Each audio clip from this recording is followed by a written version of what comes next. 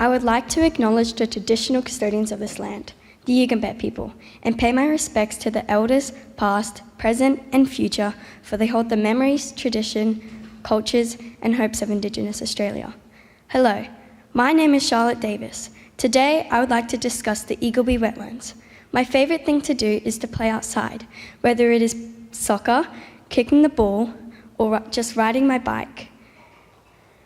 Recently, the Eagleby Wetlands have been put at risk for the Coomera Connector. To be specific, a 6-lane highway that travels 45 kilometres linking Logan to the Gold Coast. This will affect the citizens, students of Eagleby State School, wildlife, and overall well-being of Eagleby.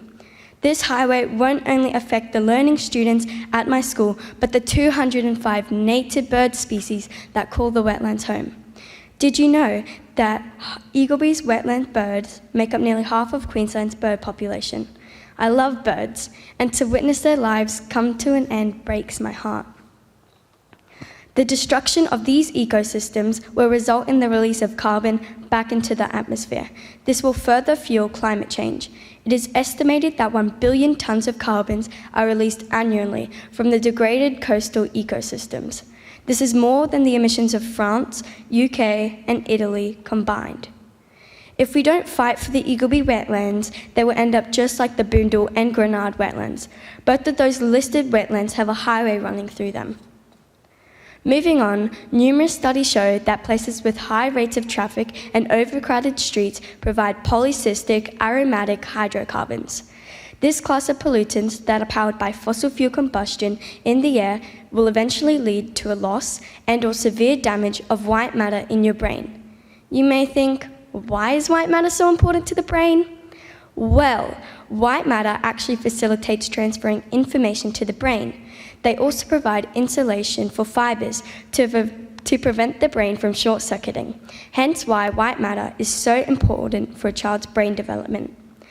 Other issues will also arise during the construction phase of the highway. This includes the destruction of the ecosystem, which in turn creates more carbon going back into the atmosphere. The importance of playing outside is commonly underestimated. It is so important that the lack of play could potentially affect the child's long-term learning.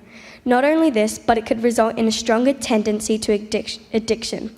These cons are all developed by a lack of play. Now let that settle in.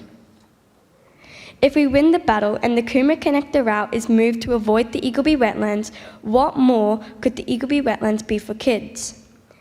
Maybe we could have a learning centre where kids can go and learn about the different plants, animals, and seasons that are in the wetlands.